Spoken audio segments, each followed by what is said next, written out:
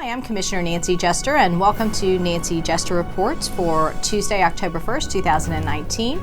Today, your Board of Commissioners met in a committee of the whole to receive presentations and also do some agenda setting, and we then had our committee meetings this afternoon. So I'll start with our committee of the whole meeting. We received a presentation from Decide DeKalb, that's the Development Authority and Economic Development arm of DeKalb County.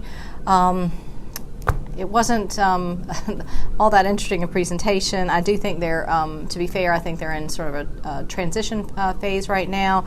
We're working on some strategic planning with them, and we've got two people, we're down two people on that board, so we've got a couple of appointments to make to that board, and many are serving expired terms, and they're just there and they really need to be reappointed, and we're currently looking for the executive director as well. So there's some flux there.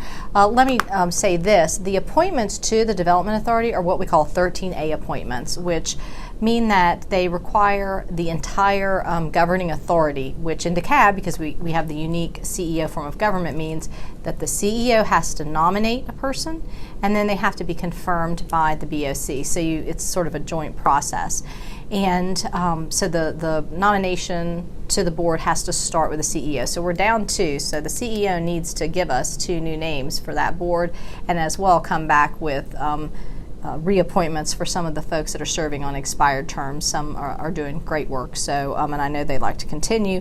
And again, we have this executive director search that's kind of in limbo right now as we're working on a strategic plan. But I think this is an area we need to focus on as a commission and as a governing authority, because right now I think that it needs shoring up. We need planning, we need vision, we need a strategy there that we've not had. Our previous executive director left a few months back, and I think that we just didn't go very far under his leadership, and so I'm looking for the future to get better, but we do need to put a lot of energy into that vision and strategic planning for that group.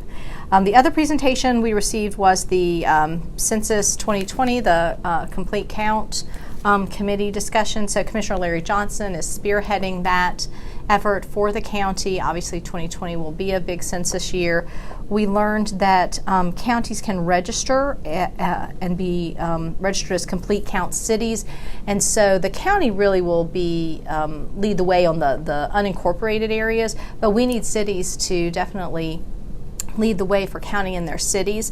We had a very interesting presentation about priority areas and areas that are traditionally undercounted. So just the data was interesting and the maps were interesting. The population descriptions on who reports and what traditionally has been underreported and why. That was a very interesting discussion. We did learn that we do have some cities that are already registered as complete count cities. So that would be Brookhaven, Chamblee, Clarkston, and Atlanta. Atlanta obviously has a part in DeKalb. Now they're doing their own thing in the city of Atlanta, but Brookhaven, Chamblee, and Clarkston are all registered as complete count cities. So we need to make sure that others do as well. Obviously federal funding and a lot of the monies that come into local governments are based on the census, so we want to have it accurate. So we want to make sure that we understand that we have it. We want to try and get that complete count so that we can qualify for as much of the resources that should flow to our population as possible. So hopefully everyone will participate in that, and I will certainly reach out to the cities that are not have not formed a complete count committee yet. We talked a little bit about when we were talking about the Development Authority issue, the Decide DeKalb issue, we talked about the permitting system, because obviously economic development and permitting go hand in hand. And one of my colleagues, Commissioner Lorraine Cochran-Johnson, brought up some really important points about our permitting system and ways that it needs to be improved. So we've asked for them to do, for the administration to do a presentation to the Board of Commissioners on that, probably in our Planning and Economic Development Committee. Maybe we'll do it as a committee of the whole, but certainly, if not that, at least in planning, we have a lot of improvement we can do there, and I certainly support her request on this, and I heard it from other commissioners as well. So I'm looking forward to that.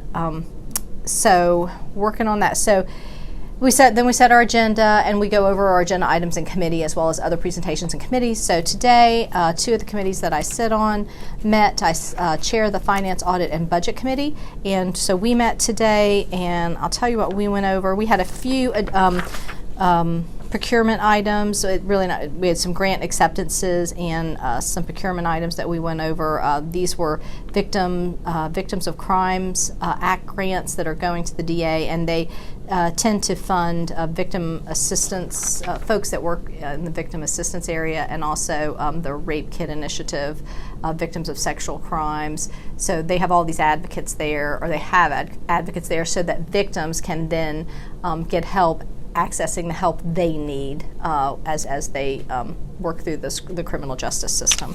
So we accepted those grants. Those are federal grants. So we also had a change order to a contract that we had with the Georgia Department of Behavioral Health and Developmental Disabilities with one of our court accountability programs. They just wanted some more demographic data, so we had to change the contract there. Let's see. Then we ended up talking about our budget. We did not talk about budget priorities because I'm still waiting to hear back from all of my commissioners on their priorities so that we can coalesce them and speak together as a group about those. We did get a budget update on the process from the Office of Management and Budget on how they are proceeding in the development of the FY20 budget, so thank you to them. We went over in great detail our the development of a fund balance policy. So we have a reserve policy, but that I think we're going to codify more later. But we sort of have a reserve policy where we have at least 1 month's reserve. I think we're going to try and move into the 2-month reserve policy arena, but we haven't gotten there yet. So we're working on that. But once reserved, how do we allocate that within a fund? To how do we sequester those funds to decide what we want to do with that reserve, and at what point in time do we start rebating the taxpayer and cutting taxes, cutting the millage rate. So we talked about ways that we would use the fund balance in reserves. Do we have a capital expenditure reserve, rainy day reserve for emergencies, contingency for working capital? Do we put reserves for health care and other employee benefit costs, infrastructure costs, and also maybe sequester for future employee raises? So how are we going to use our reserves essentially over time? And then when do we make a tax cut? So our millage rate cut. So that was a pretty robust discussion, and the staff is doing good work surveying counties that are similarly situated, counties that have best practices in place. So we're continuing to work on this policy and perfect it. It's not something we've adopted yet. We're just working on that. We also touched briefly on procurement policy, which is still in the legal department, and so we anticipate in 30 days coming back to the procurement policy. P-card and travel policy are still in legal as well, and the county attorney anticipates getting data back to us, or a memo to us in about a week on her thoughts about our P-card policy and our travel policy. So that's what we did in FAB today. So on to Public Works. We had a number of procurement items. We are still holding in committee the VNF contract. That's the contract that has the former DA Gwen Keyes is paid to consult on the consent decree. So that we are still holding in committee. I am waiting for some data that I have not gotten from the administration on that, so I'm looking forward to getting that information. We approved contracts for traffic signal equipment, for paving, over almost $11.5 million for our resurfacing, our LMIG resurfacing projects. Let's see, we're submitting a request for funding to GDOT for our next LMIG. LMIG stands for Local Maintenance and Improvement Grant Program. That's money that we can use for paving. So we approved the submission for FY20.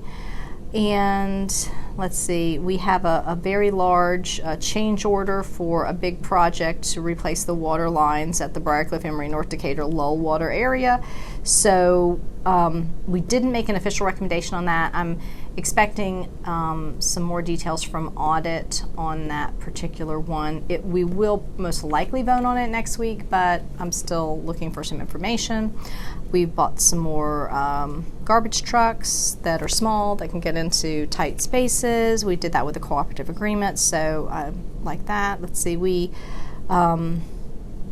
did some stormwater procurements, which are important, and agreed to support a project that GDOT wants to work on Covington Highway. Let's see, and it looks like we had some other, I think those are the procurement items we dealt with. We did have a presentation on stormwater as well, and we did talk about stormwater fees, and we look forward to getting some more information from the administration on stormwater sufficiency fees, the sufficiency of stormwater fees, because we haven't raised them or really adjusted them in quite some time, and we want to make sure that they're sufficient to provide for projects we need to do, given the fact that we have aging stormwater infrastructure and need improvements in areas. So we need to look into that. So that was my day today at your Board of Commissioners. So join me next Tuesday for another edition of Nancy Jester Reports.